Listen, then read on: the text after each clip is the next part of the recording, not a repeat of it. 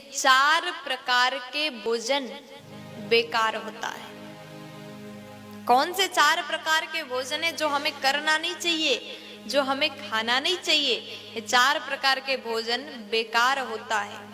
आपके सामने थाली परोस करके आया, परोसा हुआ थाली आपके सामने आया, तो अगर उस थाली को कोई लांग करके चला जाए तो भोजन कभी नहीं करना चाहिए। क्यों?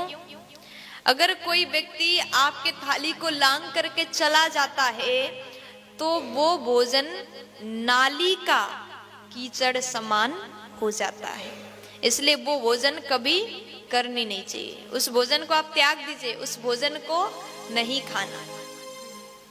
और दूसरे नंबर में है, परोसा गया थाली में अगर कोई ठोकर लगा करके चला जाए, ठोकर लग गया, पैरों से लग गया, तो भोजन को ग्रहण नहीं करना चाहिए। कभी भी ऐसा आप मत करिएगा, भूल से भी मत करना। क्यों नहीं करना चाहिए? ठोकर लग गया थाली में तो वो कीचड़ बराबर हो जाता है, इसलिए कभी भी ठोकर लगा हुआ थाली से उठा करके भोजन मत करिएगा, क्योंकि हम कीचड़ तो खाते नहीं हैं, इसलिए वो थाली को भी आप छोड़ दीजिए। तीसरे नंबर में, कई बार ऐसा होता है हम भोजन कर रहे होते हैं और बीच में बाल आ जाता है, बाल आता है तो हम वो भोजन को नहीं कर सकते। अगर खाते खाते भोजन में बाल आ जाए तो उस भोजन को कभी भी आप मत करिएगा, छोड़ दीजिएगा। क्यों? अगर ऐसा भोजन अगर आप करते हैं तो वो भोजन दरिद्रता प्रदान करता है, इसलिए बाल गिरा हुआ, इसलिए कहते हैं माताएं जिसका लंबा बाल हो, जिस बहन का लंबे बाल हो, खुले बाल करके रसोई घर में ना जाएं, रसोई घर में कंघी ना करें। रसोई घर में कंघी करने से बाल गिरता है और भोजन में उड़ करके चला जाता है। वो भोजन खाने से, वो भोजन हम ग्रहण करते हैं, बाल मिलता है तो दरिद्रता प्रदान करेगा, इसलिए बाल गिरा हुआ भोजन भी करना नहीं चाहिए। और चौथे नंबर में बताते हैं कि पति और पत्नी एक थाली में भोजन ना करें, है ना? अब देखो यहाँ माताएं हंस रही हैं, क्योंकि जमाना, आज के जमाने में सब लोग ऐसा ही करते हैं।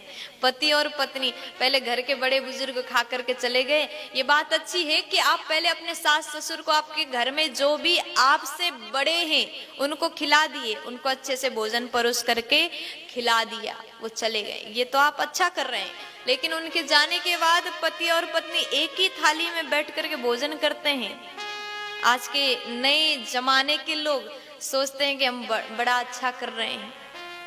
कभी भी गलती से भी ऐसा आप मत करिएगा। अगर आप ऐसा करते हैं तो वो भोजन शराब समान हो जाता है। पति और पत्नी एक थाली में एक साथ भोजन करे तो मदिरा समान हो जाता है।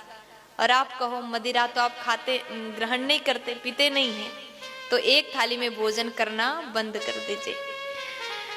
अच्छा, यहाँ कहते हैं पति पत्नी एक थाली में नहीं कर सकते, तो क्या करना चाहिए?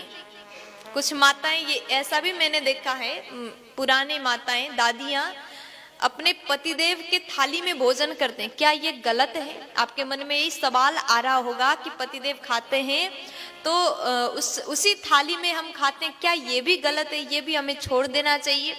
अगर आप ऐसा करते हैं तो आप कोई गलत नहीं कर रहे हैं। अगर आपके पति ने भोजन कर लिया, भोजन करके वो उठ करके चले गए और आप उसी थाली पर, उस थाली को धोए बिन, साफ किए बिन उसी थाली में भोजन करते हैं, तो आप ये कार्य आप कर सकते हैं। अगर आप ऐसा करते हैं तो तीर्थों के प्रसाद समान फल आपको मिलता है।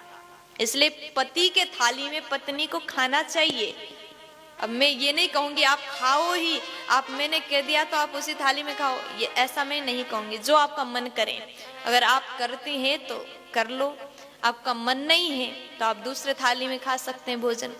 लेकिन ये चार प्रकार के भोजन कभी भी मत करिएगा। जो मैंने अभी बताया, इस बात को और लोगों तक पहुंचाइए, शेयर करिए, ताकि ये नियम जो है सबको पता होना चाहिए।